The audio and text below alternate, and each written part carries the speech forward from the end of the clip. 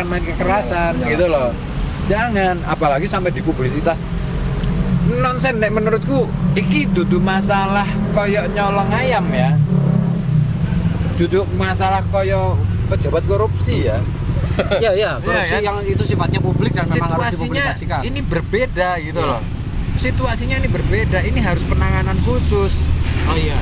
Gitu loh. Penanganannya kudu khusus. Jadi nggak bisa sama.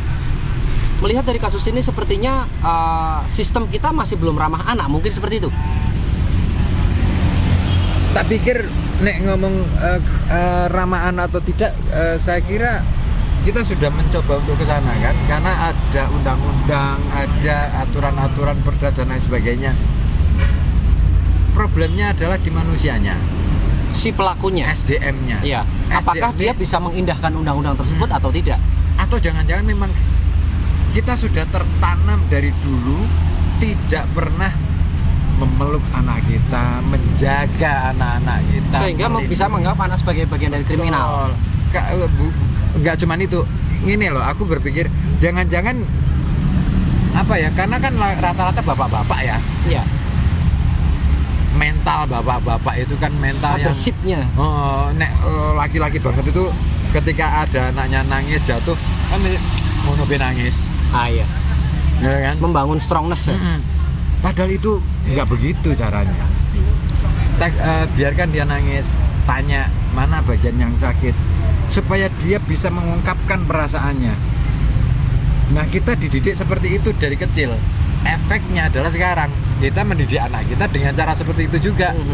Nah, ketika muncul generasi yang sekarang yang sudah banyak tahu, Akses informasi dengan sangat mudahnya. kita gagap mengajari apa maneh. Ya, keduluan sama orang luar yang tidak memfilter apa yang harus disampaikan. Itu dia. Oke, Mbah Ali. Kita kembali ke Mbah Ali. Menurut pandangan Mbah Ali dari uraian-uraian Kang Ribut ini, ketika disambungkan dengan kondisi cucunya Mbah Ali, apa tanggapannya? Jadi gini ya, pertama saya berharap kepada orang tua ya, lebih memperhatikan. Pertama, dengan siapa dia bergaul, kemana dia pergi, kemudian apa yang dia cari. Artinya kegiatan apa yang menurut anak-anak itu nyaman. Jadi faktornya perhatian orang tua. Kedua, masalah lingkungan juga. Karena kalau anak-anak kita salah pergaulan, ya akhirnya ke bawah-bawah. Niatnya mau belajar, nggak taunya main. Makanya kita sebagai orang tua harus sering memantau anak-anak kita sehingga tidak terjadi salah pergaulan. Karena apa? Kalau salah pergaulan munculnya apa? Ada seks bebas, penggunaan narkoba dan lain sebagainya. Ini sudah sangat parah. Jadi kondisi ini sudah sangat parah. Apalagi tanda petik peredaran narkoba itu diduga, ini dugaan ada yang make up di kota Pekalongan Kabupaten itu beredar obat terlarang. Tapi Dan ada rumor yang make up. Iya, mana? Ada kasat narkoba mana? Kok tidak bisa diberantas? Ada apa ini? Belum lagi nanti ada perjudian online. Ini kan parah. Nah ini mana pencegahannya mana? Kalau ada oknum yang terlibat. Makanya saya berharap sikat habis itu oknum-oknum yang membackup peredaran narkoba atau pil terlarang di kota atau kabupaten sudah merebak. Makanya saya harap kalau memang supremasi hukum akan ditekan, jangan tebang pilih lah. Iya. Jangan hanya kepada kaum yang rentan atau lemah ya. Iya, gitu. Jadi menurut saya tragedi atau musibah yang menimpa cucu saya ini sebagai pelajaran kepada semua orang tua, harus lebih memperhatikan kemana anak itu pergi, di mana dia pergi, kemudian dengan siapa bergaulnya. Nah, itu aja. Jadi kita lebih menyoroti ke dampak karena ini kan sudah terlanjur ya Pak Ali ya. Bagaimana kita mengelola dampak dari rasa takut dan trauma serta pemulihan psikologi anaknya seperti yang pentingnya sekarang ya. Ya, kalau saya sih sebenarnya ingin menuntut kepada oknum yang kemarin melakukan informasinya sampai ada cucu saya sampai ditendang pada saat akan diinterogasi oleh oknum. Nah, kalau boleh saya minta nanti CCTV yang ada di Polres itu dibuka siapa oknumnya. Nah ini kan sudah perlakuan kekerasan. Makanya saya akan menuntut kemana ini ya? Makanya tugas daripada pemerintah untuk merehabilitasi anak-anak yang terdampak kemarin yang diamankan. Nah, caranya seperti apa? Ya pemerintah yang harus memikirkan, dan yang mengamankan itu juga harus bertanggung jawab atas imbas atau akibat daripada yang terkena razia kemarin itu. Oke. Kalau aku gini Mas Zan, jadi apa ya, kita ini belum, jadi kesejahteraan emosional itu belum menjadi target sasaran dalam program-program yang digelontorkan oleh pemerintah. Saya pikir kesejahteraan emosional itu penting banget, terutama di lingkup keluarga. Kenapa? Karena itu akan ngomongin tentang kedewasaan berpikir. Nanti pada saat ada acara demonstrasi juga akan tertib, memang benar-benar menyampaikan aspirasi. Nah, karena sudah mengalami kecerdasan yang bagus gitu loh. Nah, kesejahteraan emosional ini nggak hanya untuk masyarakat kalangan bawah ya, yang di atas juga iya. Nyun sewu, kemarin aksi demonstrasi teman-teman ini kan dipicu oleh perilaku arogan, dalam tanda kutip ya, perilaku arogan mereka-mereka yang duduk di DPR. Ya, yang mereka itu pimpinan kita secara tidak langsung ya. Ya bukan pimpinan dong, wakil kita. Oh, wakil kita yang memimpin. Negara itu yang memimpin adalah rakyat. Pemerintah yang memimpin adalah presiden. Ya. Nah, kan gitu konteksnya. Ini harus dipertegas sih. Negara dan pemerintah itu adalah dua hal yang berbeda. Dalam konteks ketatanegaraan kita itu begitu. Eksekutif itu melaksanakan amanat Eksekutif, rakyat. legislatif, dan yudikatif itu adalah orang suruhan negara yang dibiayai dengan iya peras keringat kita bersama pajak sebagai rakyat gitu loh. Ya, kita ngasih dana urunan ya untuk Ya. mendanai aktivitas itu pengelolaan negara. Kan gini ya, negara itu kan kesepakatan. Ya. Ya kan, bahwa kita sepakat untuk mendirikan negara, maka coba deh dipelajari Undang-Undang Dasar 45 di pembukaan. Di alinea keempat itu jelas bahwa maka dengan ini apa ya, membangun negara yang gitu kan, negara. Jadi dengan membangun negara itu artinya ada kesepakatan, yuk kita bareng-bareng bangun negara. Nah, kemudian memerintahkan orang-orang yang terorganisir untuk menjalankan fungsi negara. Pemerintah itu adalah menjalankan fungsi negara, ya kan? Lah negara itu lembaga yang sebenarnya seluruh rakyat Indonesia, mau dia itu kere, mau dia itu kaya, nanti paling kaya tinggrik paling dhuwur dhewe, itu adalah rakyat. Itu adalah orang-orang yang kemudian punya mestinya ya, idealnya punya kesadaran untuk nguruni kepada negara. Yuk urunan kepada negara. Gue apa? Kilo ngenai dana, bukan ngenai dana, memberikan tanggung jawab kepada pemerintah supaya negara ini cita-citanya terpenuhi gitu loh. Nah ngomong mau meneh kesejahteraan emosi. Nah, ketika perilaku arogan itu ditampilkan, dan non sewu sekali lagi aku harus meminta maaf kepada para pejabat di DPR terutama, mbok yao nolo ngerteni bahwa rakyat ki sing dibutuhke duduk kaya ngono. Yang dibutuhkan itu bukan tampilan yang seperti itu. Yang dibutuhkan adalah bagaimana dia punya kecerdasan baik secara intelektual, emosional, spiritual, ya kan, sosial juga. Jadi dia akhirnya bisa merangkul, bukan hanya merangkul masyarakat, tetapi Ayomi. apa ya, menjadi suri tauladan. menjalankan apa yang sudah diamanatkan oleh rakyat gitu loh. Rakyat ki gampangane ki jalukane ra aneh-aneh kok. Jalukane ra aneh-aneh. Beri kejelasan, beri kepastian bahwa hidup mereka itu tentram. Selesai. Kireo asalkan tentram, aku yakin aman. Tapi nek sugio tapi ora tentram, selamanya akan dibunuh. Ya. Gitu loh. Nah, di sini yang harus dipahami kesejahteraan emosional. Tetapi kesejahteraan emosional di kita ini masih bermasalah karena apa?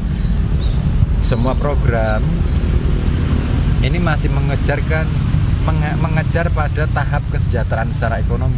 Fisik dulu. Ya, ekonomi. Nah, ekonomi itu nggak harus fisik ya, tetapi bagaimana mereka berusaha dan lain sebagainya, kesempatan berusaha dan lain sebagainya. Nah, neng masalah ekonomi ini juga urung nampung. Maka kalau kita melihat di keluarga-keluarga di Indonesia, hampir rata-rata bapak ibu ke sibuk, golek gawean kabeh, ya kan? Lah, piye carane bisa menjalankan fungsi keluarga sebagai tempat yang nyaman, tempat yang bisa memberikan kesejahteraan emosional. Sementara keluarga-keluarga di Indonesia ini hampir rata-rata orang tuanya sibuk mengejar ekonomi, kebutuhan-kebutuhan ekonomi itu tadi. Nah, maka dengan adanya kasus ini, yuk kita melek bareng bahwa masih banyak PR yang harus kita garap bersama. Wah, aku yakin sebenarnya ya kasus ini harusnya membuat mata kita tuh terbelalak gitu loh. Iki jane apa? Nek cuman lihat di permukaan, ya ketemu nih salah bener meneh, saling tuding-tudingan. Tapi kita coba deh ngomong dari dari kedalaman hati. Ngudoroso. Pak polisi misalnya, atau Pak pejabat, atau siapa saja, yuk kita selehke kabeh semua atribut itu. Kita lepas pangkat. Kita ngomong sakjane iki sampean iki pingine kepiye, semua orang harus ngomong. Ketika ketemu dengan Pak Wali Kota misalnya, Pak Wali Kota iki jane karepe kepiye, masyarakat jane karepe kepiye. Ini ngomong tentang pekalongannya, jadi dudu ngomongin tentang harapan pribadi. Gitu loh. Kita membaca yang memetakan permasalahan-permasalahan yang ada. Jangan, siapa tahu ada permasalahan-permasalahan yang terlewat gitu loh. Yang nggak tersentuh. Sekali permasalahan itu nggak tersentuh dan itu kemudian dikasih patikan, wow, bisa meledak juga. Berarti kejadian kecil kemarin adalah sebuah pelajaran berharga untuk kita semua. Banget, harusnya seperti itu. Bukan kita hari ini nggak perlu ngomong soal siapa salah siapa benar. Angel. Karena semua memiliki benar versinya masing-masing. Nek ngomong salah benar, kabeh bisa salah, kabeh bisa benar. Ya, manusia itu tidak lepas dari lalai juga. Subjektif ya. Dan kemudian ini berarti saya menyoroti tentang pembagian esensi pembangunan juga ya. Ya kita kan harusnya bicaranya di situ. Apa sih bangun gitu? Proporsinya seperti apa dari anggaran misalkan 100 triliun ini? Pembagiannya seperti apa? Apa yang harus dititik beratkan? Apa yang harus dibagi gitu? Mungkin ada satu komponen yang tidak terolah di situ, tidak terasuh dengan baik. Satu komponen yang mungkin belum disentuh adalah bangunlah jiwanya. Indonesia Raya. Bangunlah jiwanya dulu baru bangun badannya. Jangan bangun tol tapi mental nggak dibenerin. Iya. Jadi banyak orang yang ngakunya bermental tapi nggak bermoral. Banyak kok. Contoh sederhana gini loh. Contoh yang paling sederhana.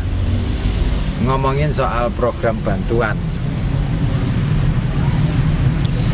begitu muncul ada program bantuan, semua ngaku miskin, semua pengen kebagian.